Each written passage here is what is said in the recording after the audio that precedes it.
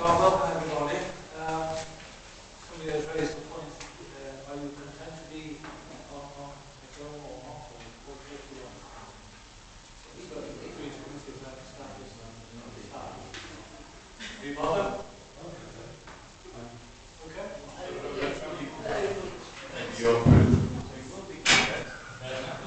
Well, nobody seems to mind with the program. you can't see me anyway. Anybody got any declarations to make? Of course, we wouldn't be free of having had a whip applied when we would have called out.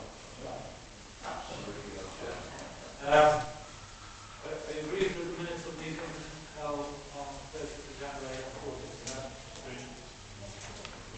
So we go to government marketing.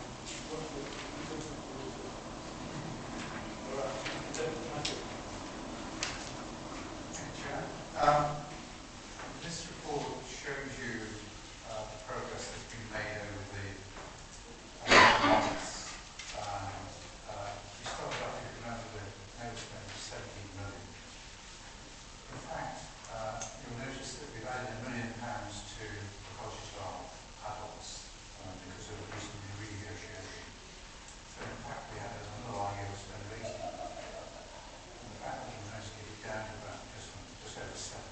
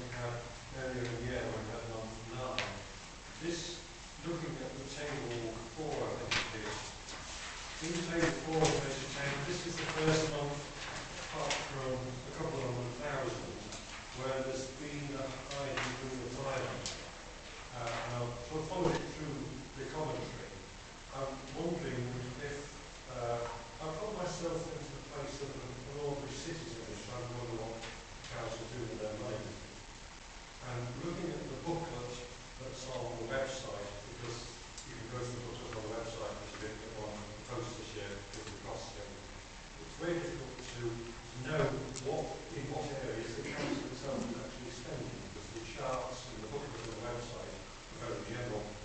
And I'm wondering at which point members can have a more effective breakdown of what's happening in what we should call departments, various areas of activity.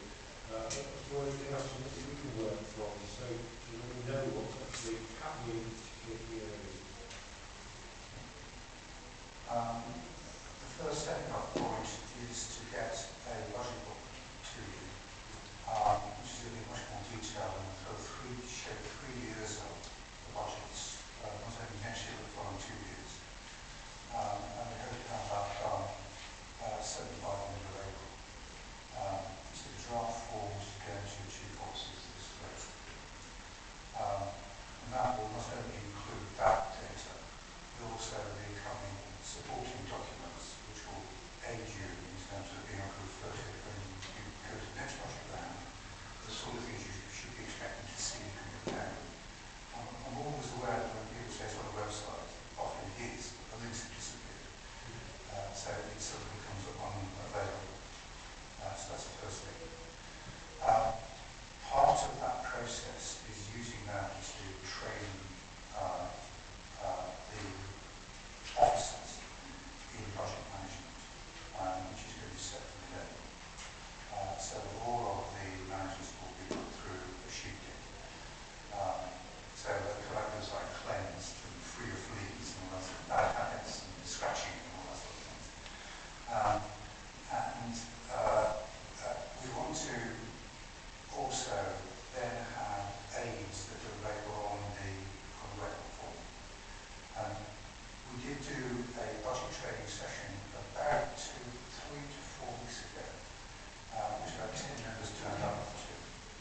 And what we want to have is more of those, more members, but also to learn from you what exactly you want. In the same way that the audit committee now gets a monthly statement of the risks in between the committee meetings, has a better grip of what's going on, and can raise issues with us.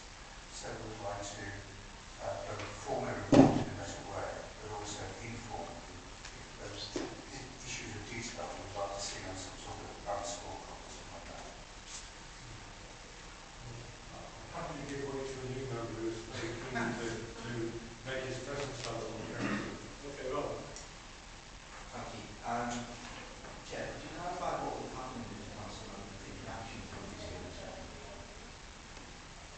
Still exists, but there's disagreement between the parties and how it occurred. As you know, as far as we're concerned, there's all cases going on which is to be refused and we pretend whatever action is taken, that's how it carries on so long. On the other hand, I think your legal takes completely different views to that, and therefore I think we will agree to disagree on that. Forgive me, to be clear, I'm asking what would happen if you spent time with the rest of the calls? Well, it's not been addressed.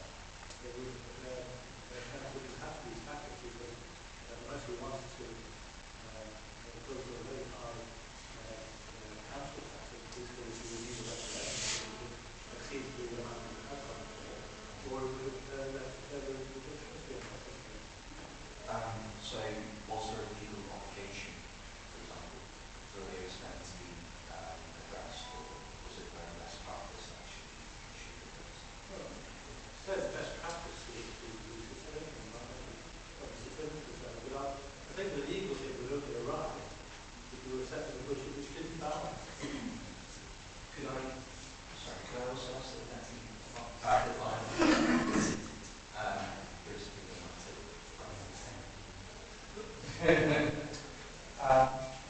There's something called section 114 on the decks, which uses, which requires what's called the section 151 or something, which is statutory officer of the council, and carries with it special powers. And section 114 runs to about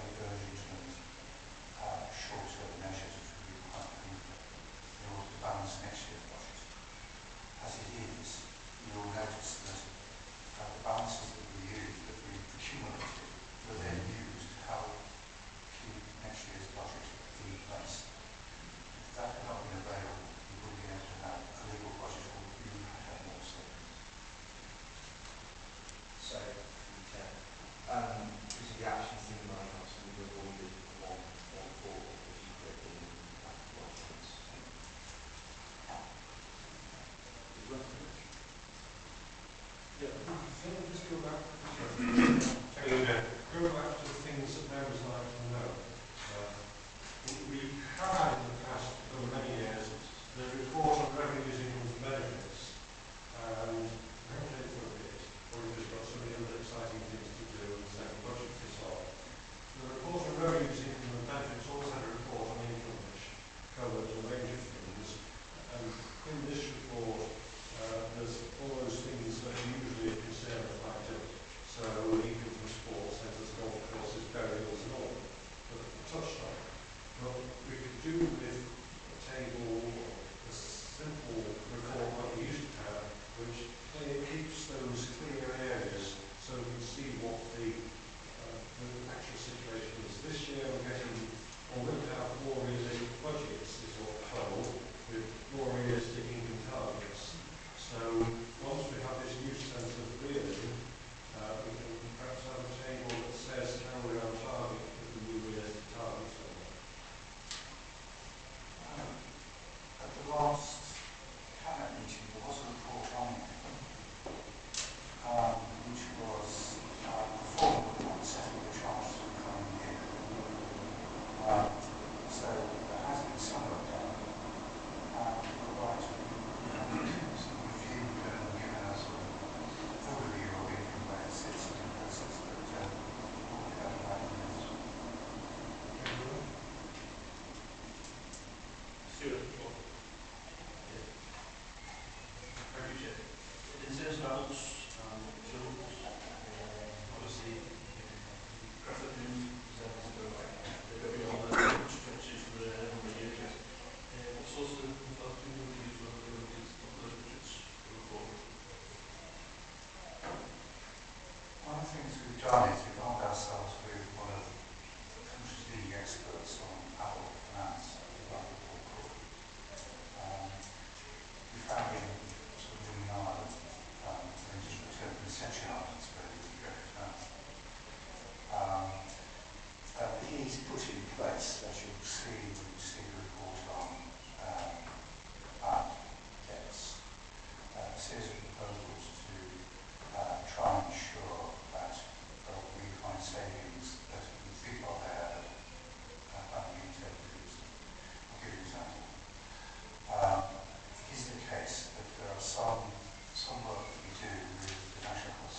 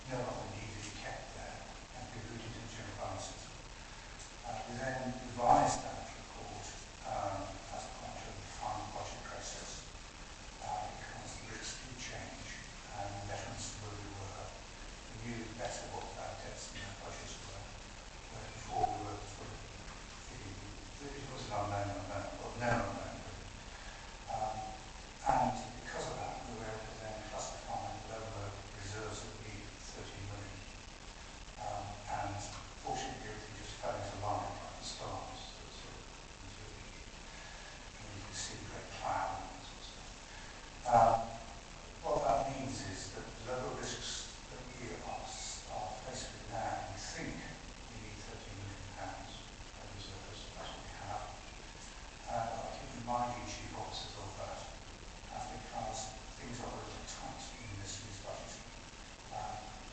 What we're trying to do is ensure that the delivery of a lot of savings is very closely managed because we can't afford any slippage. Okay, sorry, the local budget showing 23.9, yeah, I think, and yet it's only 13. It will be 13 as of the 1st of April. Okay, so there's £10 million really used. It's been, well, actually, taken 13 million out, actually. We put 13 million into supporting the next year's budget on from the 1st of April. And that was part of the budget documents that went to full council. Was agreed. What we then did was, in order to make sure that the figure didn't slip below 13, we found another earmark reserve, which is part of that whole fix. So it is the case that we think we denuded the earmark reserves by around about £25 million in this last 6 months, because the council was essentially living up to its means.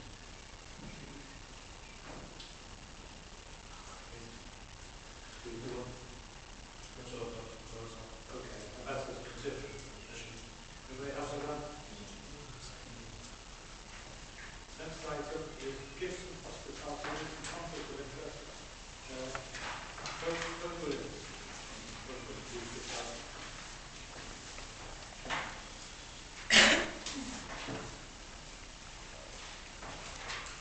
Right. I will say on these occasions that I assume that the members of the committee have read the report, so I think you're going to simply add anything that you went there to put in the report, or just simply highlight important items before asking comments and questions to the okay. Thank you, Chair. Good evening. I intend to take the committee through the report as well as the Chair, which has picked out a number of the key issues.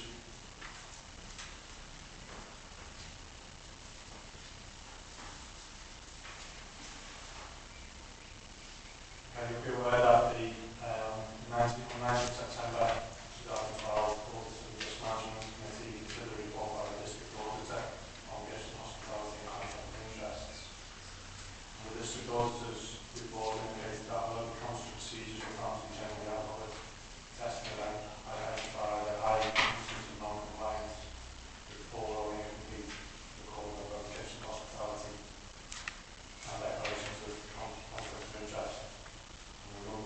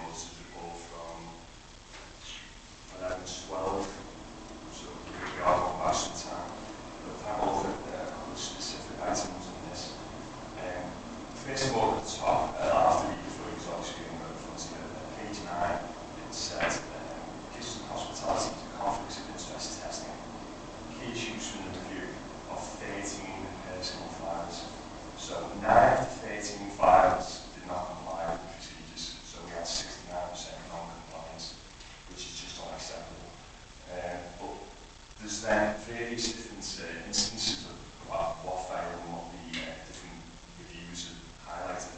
However, the one I'd like to bring everyone's attention to is the one that appears at the bottom of the page. A senior officer accepted a number of instances of hospitality, including golf and flight and accommodation and meals amounting to £2,000. There was no M17 declaration to support these items. Procedures were not complied with, and there was insufficient information to assess whether the hospitality was considered in line with guidance. Now, I must have read that passage about 400 times in time to come to this particular meeting, and I cannot see any reason how that can be seen as reasonable behaviour or good practice. So, my questions, there's quite a few, so I'll pose them and then I can always go over them again. But is the gifts and hospitality policy and process made clear to all staff on entering into employment with the council? That's point one. And what exactly within the policy have you understood consequences for blatant non-compliance? Then if we look at page 34 of the report that we actually brought today, it says 2.4, page 34, action plan was developed to ensure recommendations from the reports were implemented. But I'm very sceptical, and I wrote this up at Audit and Risk, which I now sit on too. What makes you believe that anyone is going to comply with them on this instance just because they've been reiterated? Because if they are implied at inception when they first started the council, then surely you should have to work to them at that point in time, not just because they've been reiterated. And what are we going to do to ensure that it's monitored and it does work this time? But also, again, back to the word consequences again. At no point throughout any of this report does it indicate that anyone was considered to be in breach of their responsibilities to such a level that any sort of action was taken against any members of staff. And some of the items that are from the 13 personal files, I find it bemusing that no one took any further action against any of them. Because we're not talking about, so you've now indicated that low gifts thought to be £25 stipulated for a definition for such gifts. We're talking about £2,000 worth of items here which someone's received. I'm not going to imply anything around that area, but in my opinion, that's completely and totally warrants further action being taken. Okay, thank you. So just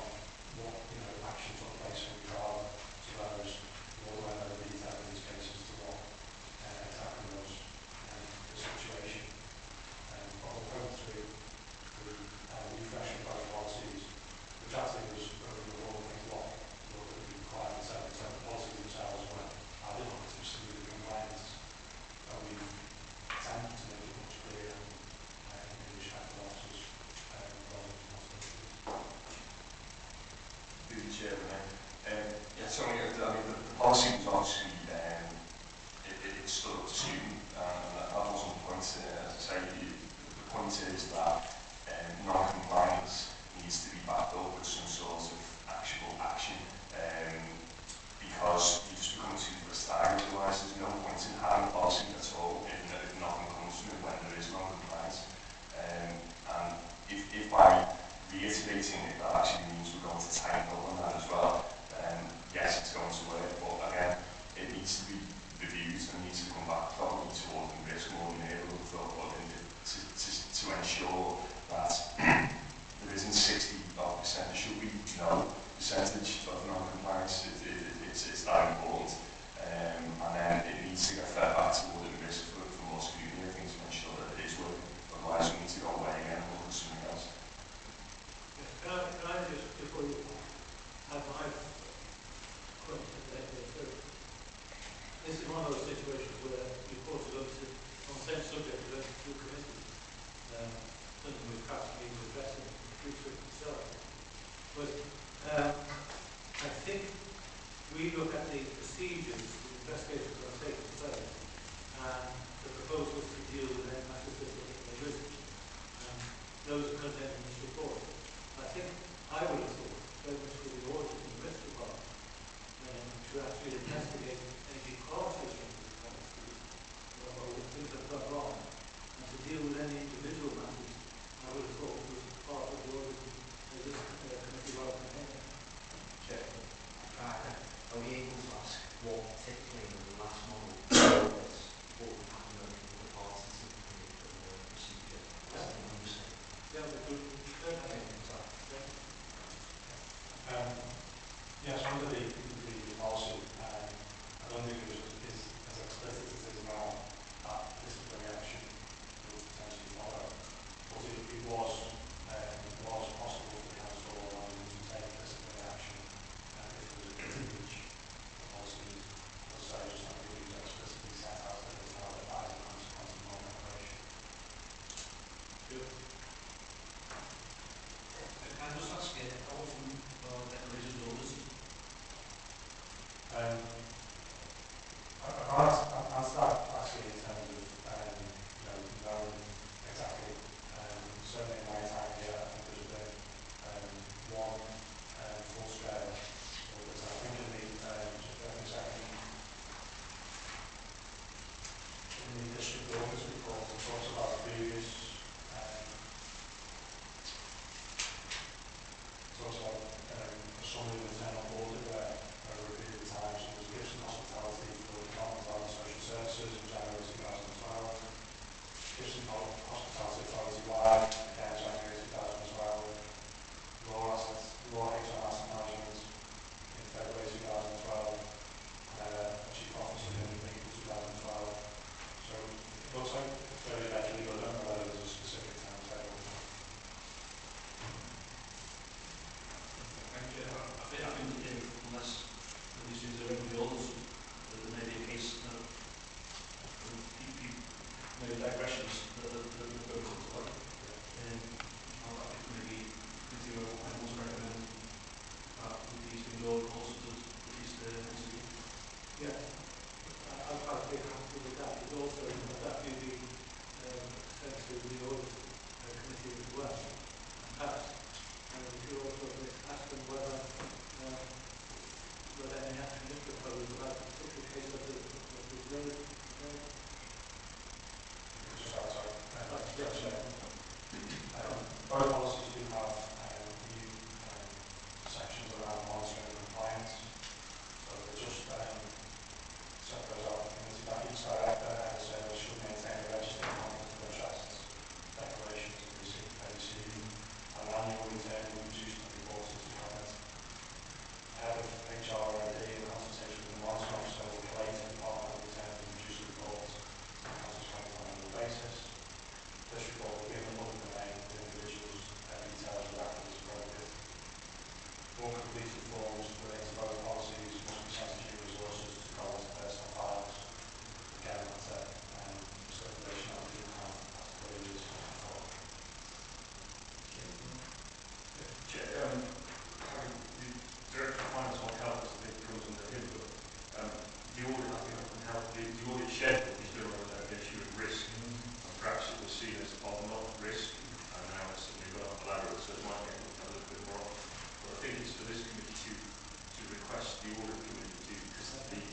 schedule comes through then rather than Sure. this committee. That's why I thought it was very difficult. Sorry, Rob, did you want to say something? It's still chair. I'm sorry, guys. Oh, is it? It's Fine. um, So who I was looking at then? Yes, yes, yes, sorry. is it okay? The supplementary question to what I asked before, you made clear that there were measures that you think with regard to the master model regarding PIPs and what have you. What's the likelihood of those kind of procedures being kind of applied? Because what I'm trying to figure out was that with the big kind of departure the Wirral Council noted, was any consequences actually delivered as part of that or not? As a reply to Colin Gale, yeah, thank you, Chair. I'm not, I don't know the detail of those individual cases, so I don't know what action was taken formally or informally. I would say, as we used to, if there was the option that we wanted to take disciplinary action, it was a municipality to do so. Chair, can I just confirm, there were 13 files looked at, and since the 13 files and the results of that audit on the 13 files, has any further action been taken to look at the further numbers of files or not? Is that it? No, that was it in terms of that particular audit. Chair, 13 files and 9 exceptions, 69% is excessive, I think, as we pointed out, and the scale of the excessiveness is also a bit concerning, and the level to which this might be an endemic thing within council, I think is for the remit of this council, this committee to look at. Perhaps looking back is never great, we should be looking forwards, but I think, have we given some kind of amnesty that people should clear the decks and from the 1st of April let's move forward, or are people still perhaps hiding on the hook and get away with one or two things? Where are we up to? We haven't declared any kind of amnesty in that sense. What we are doing is ensuring that officers are absolutely aware of their responsibilities under this policy. As I hopefully set out earlier, I think those responsibilities are much clearer in the new guidelines that we've developed. Obviously, officers can look at the new guidelines and declare an interest if they feel it's appropriate to do so. Chair, if I may through you, I think it might focus everybody's attention somewhat better if this were just it. I could sort of perhaps understand it, but 69%, there's nothing in the report that tells me that doesn't run through the council, and therefore there are another hundreds of cases with similarly excessive amounts of hospitality being taken. And I think it's probably right that this committee and councils in general understand the full picture rather than just 13 files. Okay. Can I suggest that if you look on page 36 of the recommendation, number 13.1,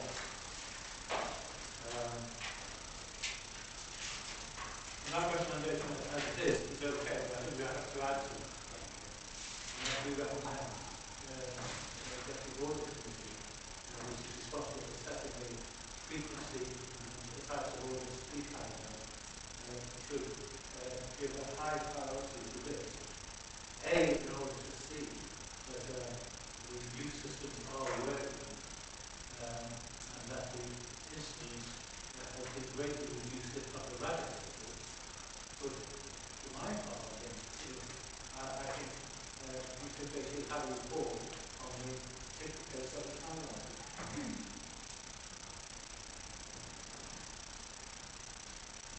Well, that's what I was thinking as well. Well, you want to say something? Working out, I'm trying to work out at which point is the annual report compiled. You mentioned that it would go and be something to cabinet, in which case, when should we be looking out for it? Are we looking at one this time next year, or because the policy came in February, we'll update it again, so that members can be keeping a beady eye out, if that's the right phrase. The second area that troubles me really is that the conflicts of interest one, in the sense that I think with age and the changeover of officers, there are more and more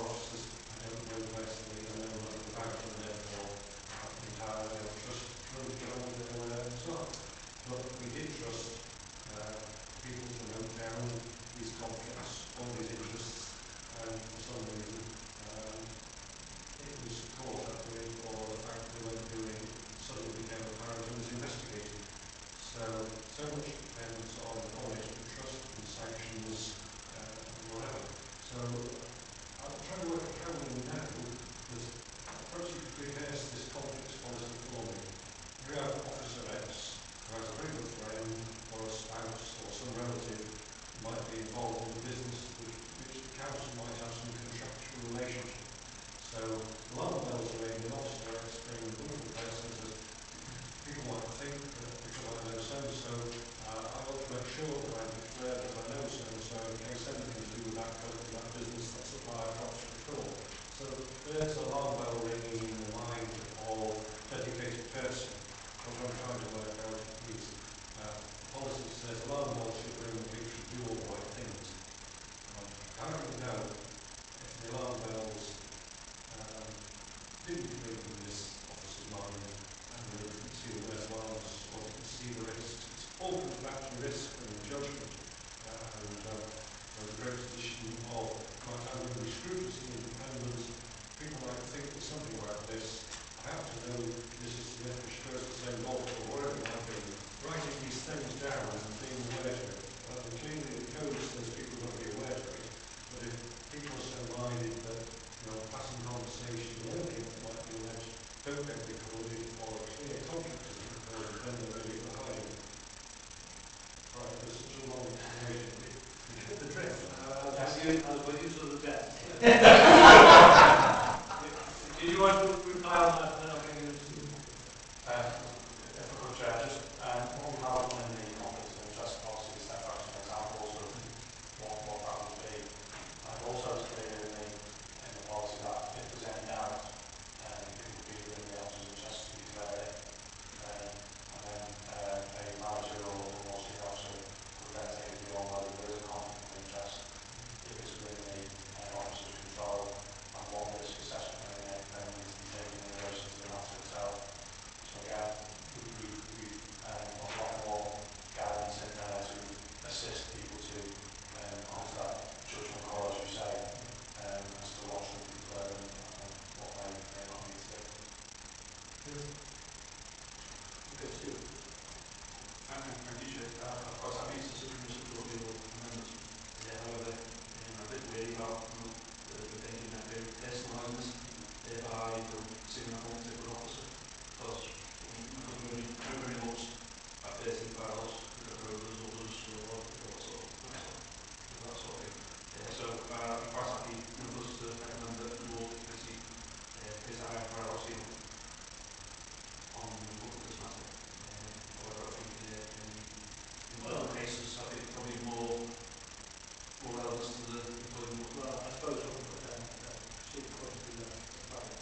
It's probably presumably to members of the audit and risk committee to actually decide whether they want to investigate a particular person. You're right. Okay, but subject to that, we're happy with that. Yeah. Thank you. Now, thanks very much anyway. Now it's Melissa's turn, isn't it? It's not Stephen's. Melissa's turn.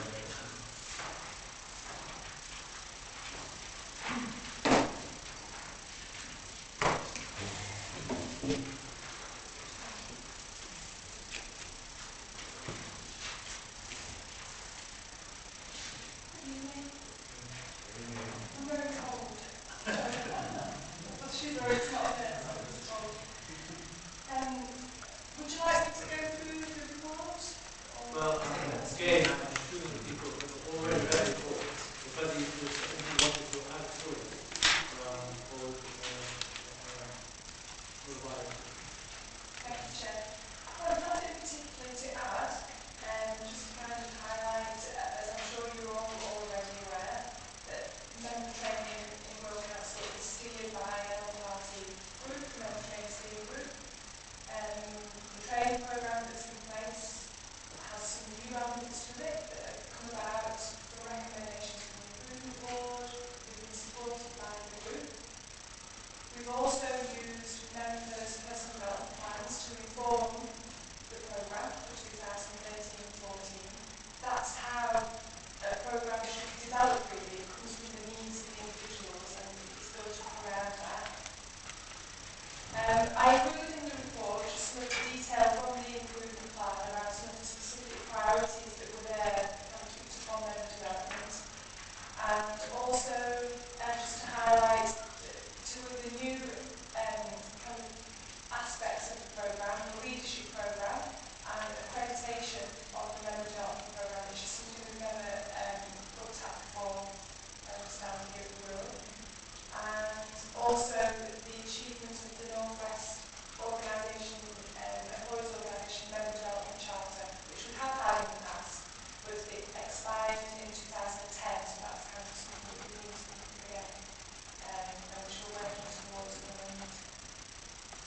the last part of the report just details some specific responses that I was asked to provide information around. Okay, any questions for the, yes, I'm pushing the wrong way away. Hi Melissa, thanks for, as you know, for a period of time I was trade officer for the Labour Group, and I know I for one was particularly impressed with the work that that you and your officers are doing, and what you achieved through the member training steering group. I was really pleased that you mentioned about the accreditation, and I know through the brief period of time I was involved, it was a goal and aspiration that we achieve that. I'm wondering if you could let me know where we're up to with that, because I know